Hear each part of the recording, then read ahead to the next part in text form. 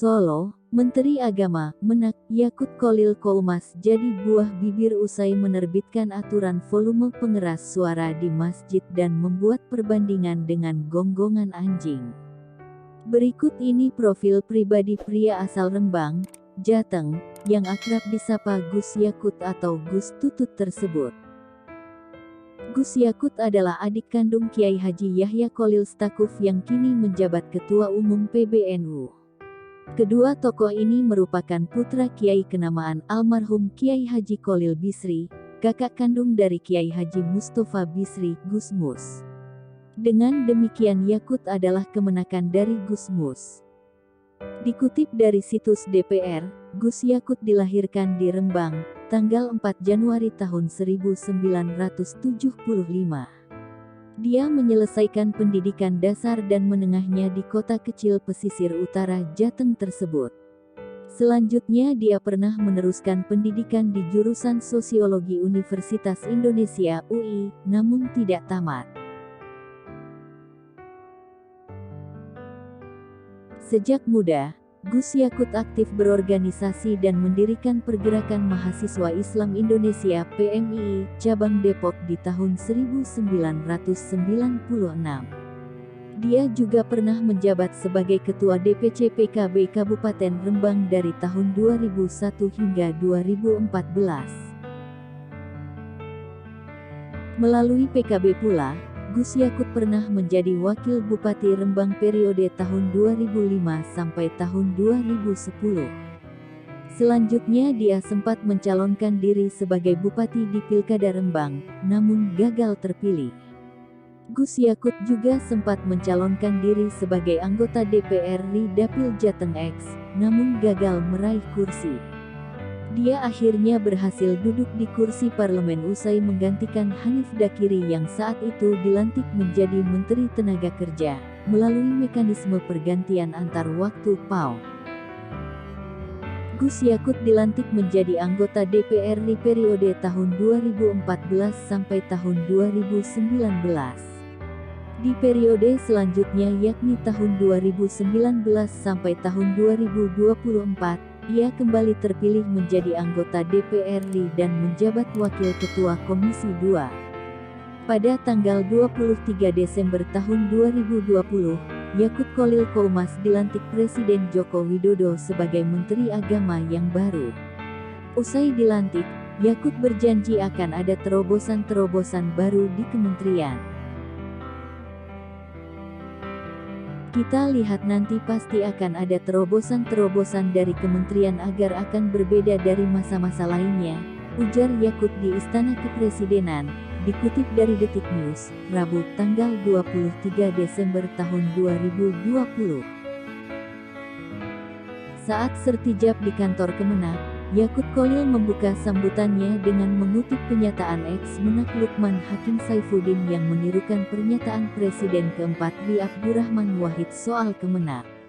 Ia mengatakan Kementerian Agama harus menjadi kementerian untuk semua agama, bukan satu agama. Ia berharap ke depan tidak ada diskriminasi antara agama satu dengan yang lain. Ini waktunya Bapak Ibu sekalian kita membuktikan bahwa Kementerian Agama bukan Kementerian Agama, tapi Kementerian Semua Agama.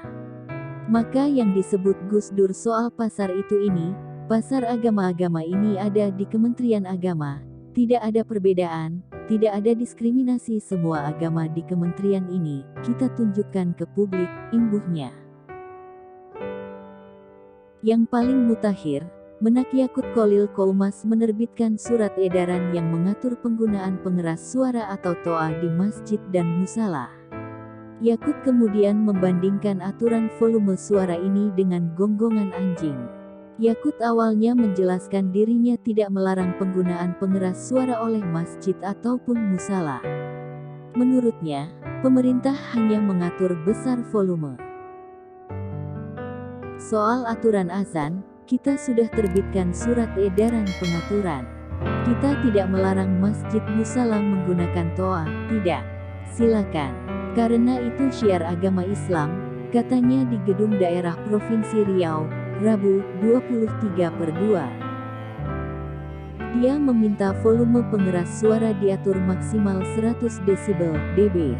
Selain itu, waktu penggunaan disesuaikan di setiap waktu sebelum azan.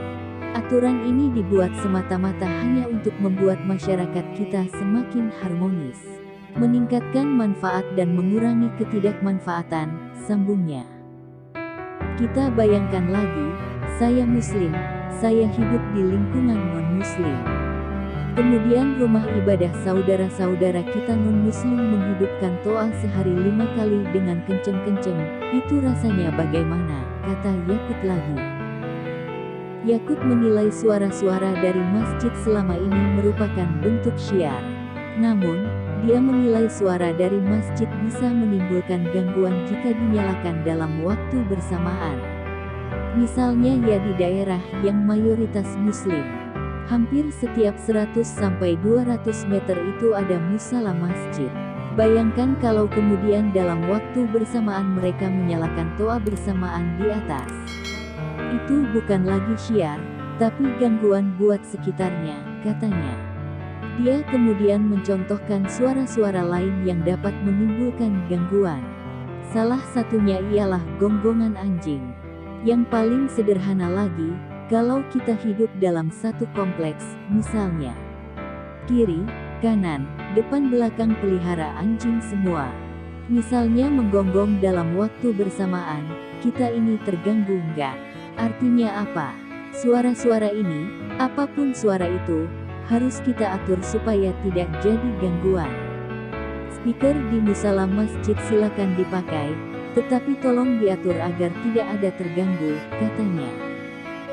Agar niat menggunakan speaker sebagai untuk sarana, melakukan syiar tetap bisa dilaksanakan dan tidak mengganggu, kata Yakut. Yakut kemudian meminta agar suara toa diatur waktunya. Jadi niat untuk syiar tidak menimbulkan gangguan masyarakat.